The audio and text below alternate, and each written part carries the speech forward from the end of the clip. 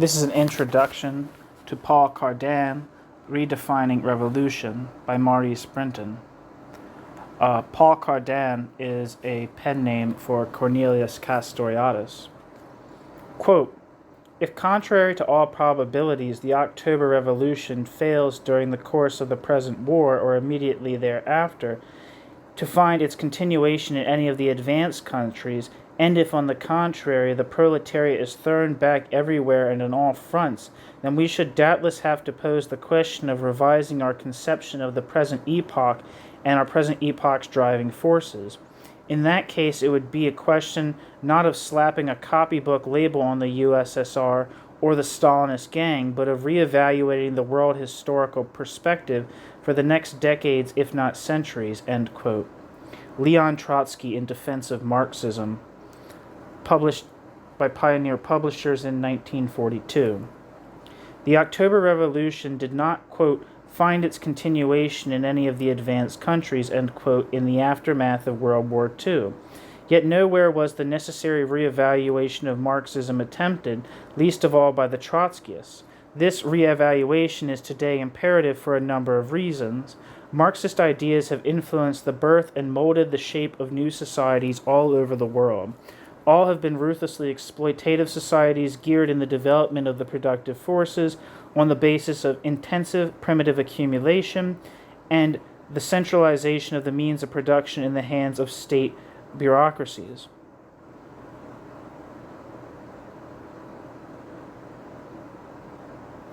What needs to be challenged are the very roots of the ideology and of the philosophy which inspires their creation. We consider Marxism inadequate not only as a system of ideas capable of leading to libertarian revolutionary action, but also as a method. A method deals with a number of categories seeking to relate them in a specified way to one another. But if these categories are themselves the products of historical developments, it is obvious that at some stage revolutionaries will have to go beyond those categories, if only to grasp the new reality, the better to change that reality. At some stage, we will have to choose between developing further as revolutionaries and remaining Marxists. The very concept of, quote, scientific socialism, end quote, must be challenged if one is to understand human relationships.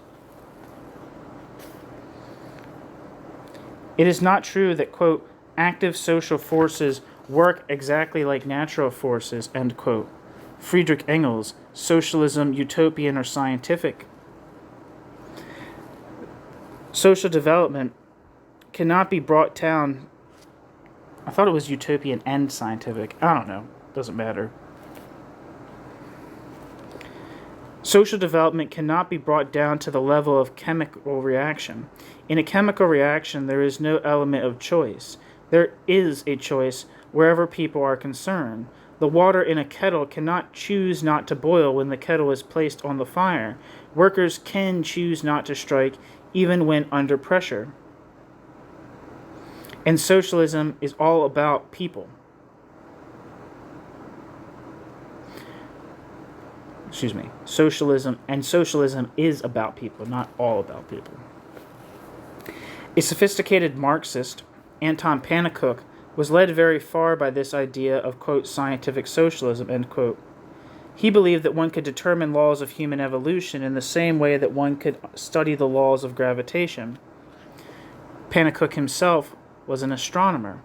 Pannekoek arrived at the conclusion that man was the summit of the evolution of animal species, the, quote, chosen, end quote, animal, so to speak, gifted with ideal abilities. Human evolution was inevitable. Man himself was no accident. Man was bound to be the perfect animal destined to dominate the world. He could develop no ethic other than one of domination.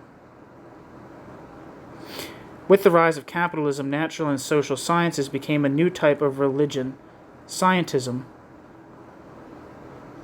Two of the scientism's greatest proponents were Darwin and Marx.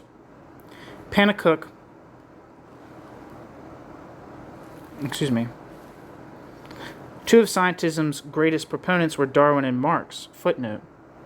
That Marx wanted to dedicate capital to Darwin was no accident. Darwin refused, feeling he had a, quote, bad, end quote, enough reputation already.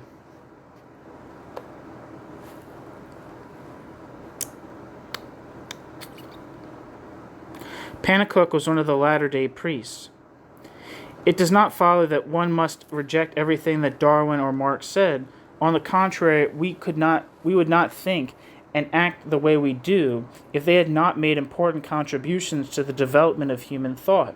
We must now try and go beyond them. There is no such thing as a, quote, system of laws, end quote, that will always explain all we know of natural history and of the physical world. Even less is there a, quote, system, end quote, that can explain all of social history. Many people, however, on the left and elsewhere are still addicted to this idea of a complete system containing all the answers. It is part of a character structure, itself manifested in the particular ideas taken up. Modern society is geared towards crushing any attempt at self-activity and at autonomous thinking. We are always encouraged to rely on others to choose and decide for us and to provide the answers to all our problems. Many people, especially among the young, are deeply disillusioned with the values of this society. Yet a number of them join Marxist organizations or become Jesus freaks or adepts of some guru. This is not so surprising considering the fact that in all these outfits all the answers are provided. The disciples are relieved of the need to decide or choose for themselves. The party line, or the word of the master, does it for them. They are no longer burdened by the responsibilities of decisions to be made. A deep feeling of insecurity attracts people like a magnet towards any closed system of ideas, which will relieve them from anxiety in the face of the unknown. For many people, the most frightful and distressing thing is not knowing the future. The following essay, first published in Socialisme ou Barbarie, on number 34, in 1964, does not provide yet another blueprint for ideological or, quote, emotional, end quote, security. Quite the opposite. Nor is it intended to be the theoretical Bible of solidarity. Many will find differences, even contradictions, with some of the author's earlier writings. They will be right. The author himself was at one time a Trotskyist. People evolve, change, develop new ideas. Only fossilized dogmatists can pride themselves on not having changed their ideas for the last 30 or 40 years. We publish this pamphlet not because we agree with every word in it, but because we think it a stimulating and fruitful contribution to the development of revolutionary theory. The text aims to uncover new problems. It asks many new questions and is not concerned with salvaging old answers. Solidarity, Pamphlet 44, 1974.